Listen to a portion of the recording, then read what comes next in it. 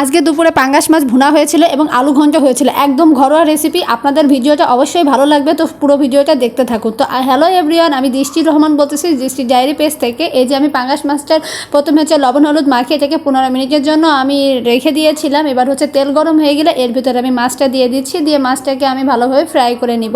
আমার কাছে কিন্তু পাঙ্গাস মাছ খুবই ভালো লাগে, জানি না আর কার কার কাছে ভালো লাগে। অনেকে পাঙ্গাস মাছ খেতে চান না, নাক ছিটকান, কিন্তু আমি এইভাবে পাঙ্গাস মাছটা প্রথমে কড়া করে ভেজে নিয়ে আমি ভুনা করি বা যে কোনো তরকারির ভিতরে দিই।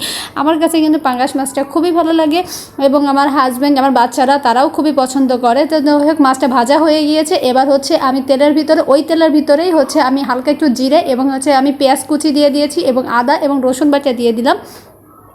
এবার একে একে এর ভিতরে হচ্ছে আমি এই যে একটু নাড়িয়ে চাড়িয়ে এর ভিতরে আমি সামান্য একটু পানি দিয়ে দিব। পানি দেওয়ার পরে এর ভিতরে হচ্ছে আমি হলুদ, মরিচটা খুবই অল্প দিব যেহেতু আমার বাচ্চারাও খায়। লবণ দিব, ধনিয়া গুঁড়া, গরম মশলা, আমি সব কিছুই গুঁড়া অল্প অল্প করে দিয়ে দিব।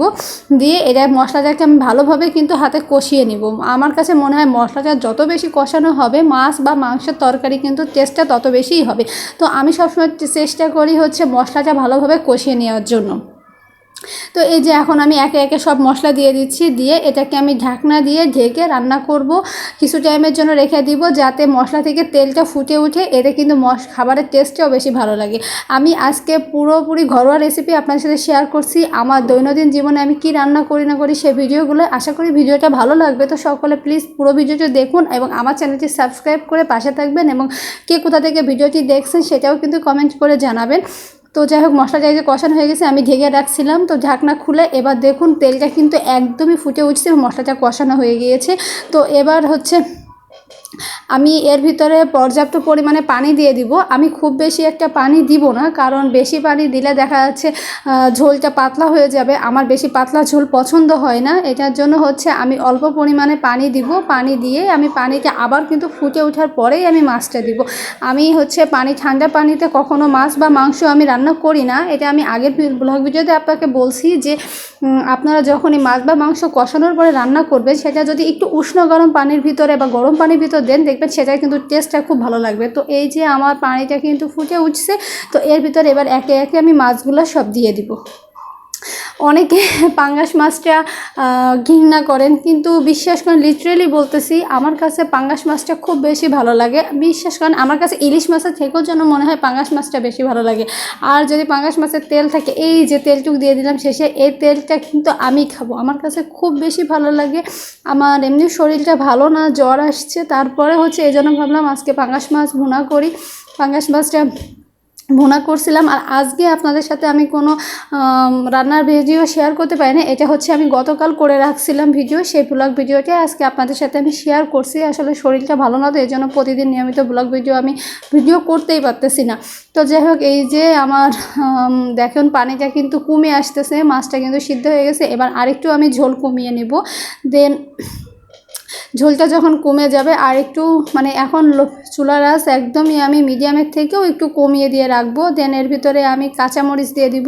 আর এদিকে আলু ঘন্ট করার জন্য আমি আলু কেটে নিয়েছি। আলুটাকে এখন আমি ভালোভাবে হাতের সাহায্যে কষলিয়ে ধুয়ে নেব যাতে আলুর ভিতরে ময়লা না থাকে। দেন এটাকে আমি কিছুটা লবণ পানিতে ভিজিয়ে রাখবো যাতে এর ময়লাগুলো সহজে বের হয়ে আসে। আর হচ্ছে এই যে মাছ ভুনার ভিতরে এখন আমি 2টা মরিচ দিয়ে দিয়েছি। আমি শুকনো মরিচের গুঁড়াটা কম দিয়েছি কারণ আমার বাচ্চারা খাবে, এই কারণে আমি আস্ত মরিচ দিয়ে দিয়েছি। আমি আমার হাজব্যান্ড এটাকে ঝোলে খেয়ে নিতে পারবো। তো এই যে আমার মাছ ভুনার হচ্ছে ফাইনাল লুক। এটার আরেকটু কিন্তু ঝোল কমে যাবে। দেন এটা খেতে কিন্তু খুবই মজা লাগবে। আপনারা এইভাবে বাসায় ট্রাই করে দেখবেন, এটা কিন্তু খাইতে খুবই মজা লাগে। তো যাই হোক, এটা এখন আমি নামিয়ে নিব। এবার ফ্রাই প্যান দিয়ে দেবো, আবারও চুলায় দিয়ে হালকা একটু তেল দিয়ে এর ভিতর জিরে ফোড়ন দিব এবং পেঁয়াজ কুচি দিব, দালচিনি, এলাচ, আবার হচ্ছে আদা রসুন বাটা দিয়ে দিব। সব মশলা একে একে আমি এর ভিতর দিয়ে দিব। দিয়ে এটাকে আমি ভালোভাবে কষিয়ে নিয়ে এটা সামান্য একটু পানি দিয়ে দেন আমি কষিয়ে নিব। দেন কষানো হয়ে গেলে এর ভিতর আলুটা কিন্তু আমি দিয়ে দিব। ঢাকায় আজকেও অনেক বেশি বৃষ্টি হয়েছে। কোথায় কোথায় বৃষ্টি হচ্ছে কমেন্ট করে জানাবেন। বাইরে তো আজ কয়টা দিন লিটারেলি যাওয়ার খুব দরকার ছিল, কিন্তু বের হতে পারতেছি না বৃষ্টির কারণে। যাই হোক, এই যে আমি আলু দিয়ে এখন হচ্ছে আলুটাকে খুব ভালোভাবে আমি কষিয়ে নিব। দেন আলুটা যখন আমার ভালো মতো কষানো হয়ে যাবে এর ভিতরে হচ্ছে আমি প্রথমে অল্প পরিমাণে পানি দিব আলুটা সিদ্ধ করার জন্য। দেন আলু সিদ্ধ করা হয়ে গেলে তখন আমি ঝোলের জন্য অল্প করে একটু পানি দেব। আমি একটু ঝোল রাখবো, কারণ আমার বাচ্চারা মেনলি আলুর তরকারিটা খুব বেশি পছন্দ করে। আর এই যে আমার মাছ ভুনাটা আমি এক সাইড করে রাখছি, আর হচ্ছে গরম ভাতের সাথে খাবো। আমার ভাতটাও রান্না করা হয়ে গিয়েছে। আমি নর্মালি প্রেশার কুকারে ভাত রান্না করি, কিন্তু আমার প্রেশার কুকারে হঠাৎ কেন জানি সমস্যা দেখা দিয়েছে, এই জন্য আমি হাঁড়িতেই ভাতটা রান্না করলাম।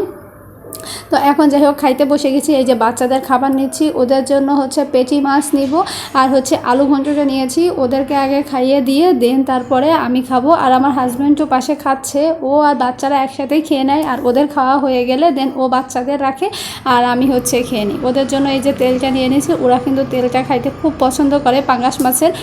তো যাই হোক এটা হচ্ছে ওদেরকে খাওয়াই দেবো। ওরা পাঙ্গাস মাছটা আমি বললাম না খুব বেশি পছন্দ করে। তো আবারও বলছি, কে কোথা থেকে ভিডিওটি দেখছেন কমেন্ট করে জানাবেন এবং চ্যানেলটি সাবস্ক্রাইব করবেন। যাই হোক ওদের খাওয়ানো হয়ে গিয়েছে, এখন এই তো আমি খাইতে বসে গিয়েছি। মাছটা নিয়ে নিলাম, মাছের মাথাটা আমি খাই, আমার হাজব্যান্ড মাছের মাথা খাইতে পছন্দ করে না, আর বাচ্চারা তো খাইতে পারে না। তো একটু ঝোল নিয়ে নিয়েছি আর লেবু চিপে নিয়ে খাবো আমি। মানে মাংসের সাথে একটু লেবু হইলে যেন গরম ভাতের সাথে আরও খুব ভালো লাগে। আর জ্বর আসছে তো খুব ভালো লাগছিল খাইতে। আর এই যে হচ্ছে আলুর দমটা আমি নিয়ে নিয়েছিলাম। আলুর দমটা এই যে বললাম না একটু ঝোল রাখছিলাম। আলুর তরকারিটা বিশ্বাস করেন ঝোল রাখলেও কিন্তু খুব মজা হয়েছিল। আপনারা এই ঘরোয়া রেসিপিগুলো কেমন লাগছে অবশ্যই কমেন্ট করে জানাবেন এবং আমার চ্যানেলটি সাবস্ক্রাইব করে পাশে থাকবেন। আজকে অসুস্থ বিদায় ভালোভাবে কোনো ভিডিওই করতে পারলাম না। নেক্সট টাইমে ভালো ভালো ভিডিও দেওয়ার চেষ্টা করব, রেসিপি দেওয়ার চেষ্টা করব। তো এসব ভিডিওগুলো দেখার জন্য আমার চ্যানেলটি সাবস্ক্রাইব করতে হবে, বেল বাটনে ক্লিক করতে হবে এবং অবশ্যই ভিডিওতে একটা লাইক করতে হবে, কমেন্ট করতে হবে, শেয়ার করতে হবে। সকলে ভালো থাকবেন। টাটা, আল্লাহ হাফেজ।